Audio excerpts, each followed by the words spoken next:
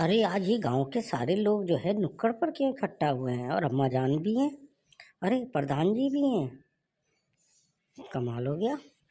अरे चिंटू बेटा आज हम डिस्कस करने के लिए बैठे हैं। ऐसी क्या बात हो गई अम्मा जान जो सब लोग इकट्ठे हो गए? कोई चिंता का विषय तो नहीं है? अरे चिंटू नहीं, हमें तो आज आराम से डिस्कस करनी थी किसी बात पर। चिंटू अभी थोड़ी देर में अमित शाह जी भी आने वाले हैं।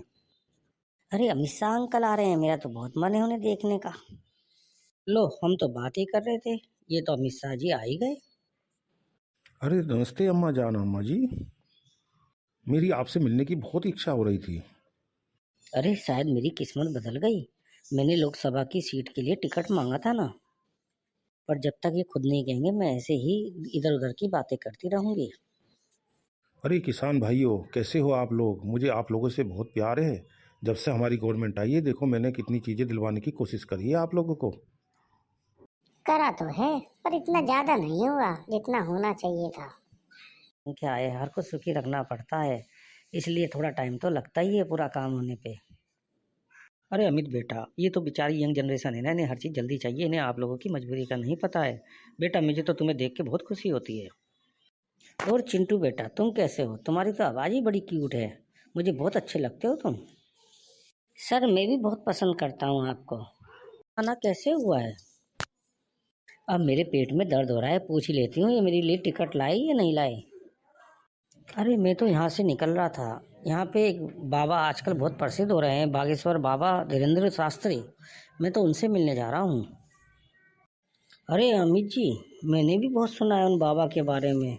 अरे बड़े यंग हैं वो, 26 साल के हैं। हाँ हाँ, बिल्कुल यंग ब्लड हैं और बहुत अच्छा बोलते हैं।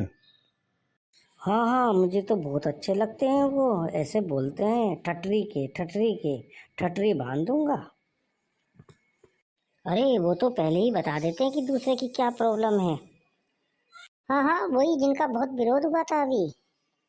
अरे विरोध तो दुनिया करती है, पर उनकी ताकत देखो, कितने स्मार्ट लगते हैं और बार बार हनुमान जी का नाम लेते हैं। मुझे तो बहुत ही अच्छे लगते हैं। सबसे बड़ी बात तो है कि इन पे जो दान आता है उससे वो लड़कियों की शादियां कराते हैं।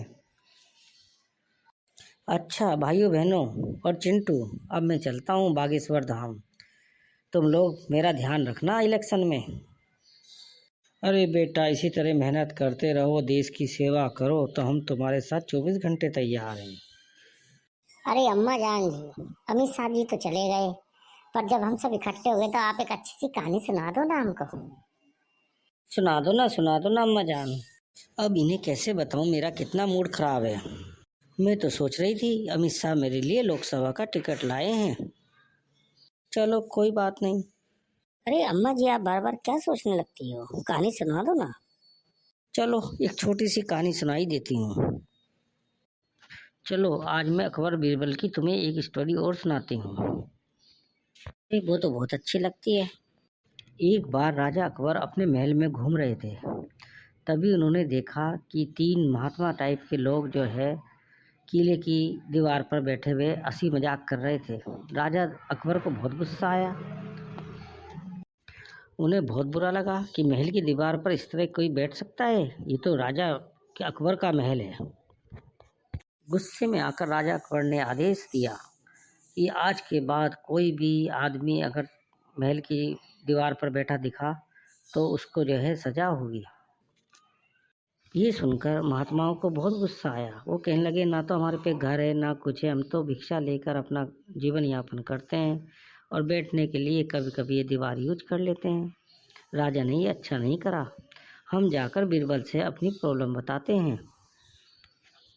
वो सब महात्मा मिलकर बीरबल के पास पहुँचे और उसे अपनी प्रॉब्लम बताई।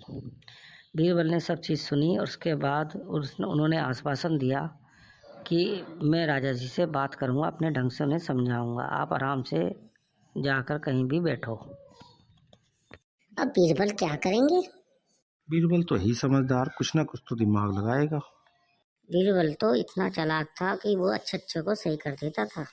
अम्मा जी बताओ ना फिर आगे क्या हुआ?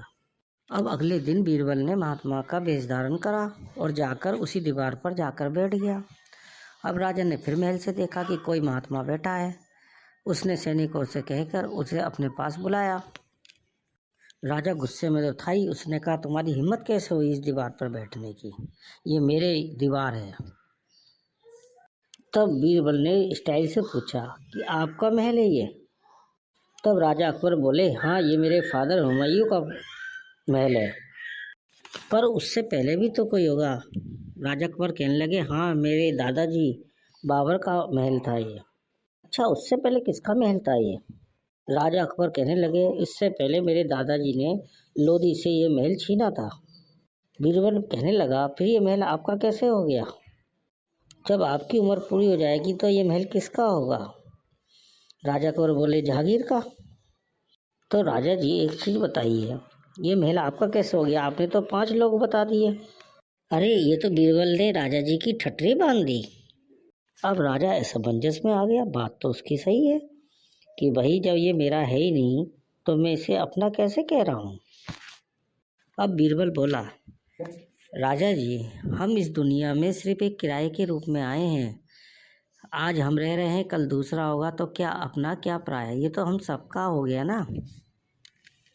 अब राजा को ये एहसास हुआ कि मैं इसे अपना बता रहा हूँ, ये तो मेरा अपना है ही नहीं, मेरे बाद तो ये जागीर का हो जाएगा। तब बीरबल बोला कि महाराज, जो बेचारे महात्मा हैं जिनके पास घर भी नहीं है, वो अगर दीवार पर आकर बैठ जाते हैं तो उसमें उनकी क्या गलती है? महाराज, जो आपने शब्द कहा ना कि मेरा, ये आपका भी नहीं है, ना ये किसी का हुआ है, ना किसी का होगा। ठटरी बांध दी बीरबल ने तो। चिंटू, तुम ये क्या डायलॉग बार बार मार रहे हो? अब राजा को अपनी गलती का एहसास हो गया, पर उसने कहा, महात्मा जी, आप कौन हो जिससे आपने मुझे इतनी अच्छी सच्चाई बताई? तब राजा बीरबल ने अपनी दाढ़ी उतार के बताया, महाराज, मैं बीरबल हूँ। उसके बाद राजा अकबर ने आदेश करा पूरे राज्य में कि आज के बाद कोई चीज़ जो है महात्माओं को या किसी को भी मना नहीं करी जाएगी, और जो भी महल की दीवार के पास आएगा उनका खाना जो है महल के अंदर होगा। ये सुनकर महात्मा लोग खुश हो गए और बीरबल को धन्यवाद करने लगे। इतनी अच्छी सच्चाई बताई बीरबल ने लाइफ की। कितने स्मार्टनेस से राजा अकबर को बुद्धि दी। कुछ भी कह लो, अम्मा जान स्टोरी अच्छी सुनाती हैं। जिंदगी के बारे में बहुत कुछ समझ में आता है इन स्टोरियों से। पर वो तो सब सही है, पर आज अमित शाह ने सही नहीं करा, मुझे टिकट देना चाहिए था। अरे, बहुत रात हो गई, चलो सब अपने अपने घर चलते हैं। और अम्मा जी, आते रहा करो, आपकी स्टोरी हमें बहुत अच्छी लगती है। हाँ हाँ, जरूर।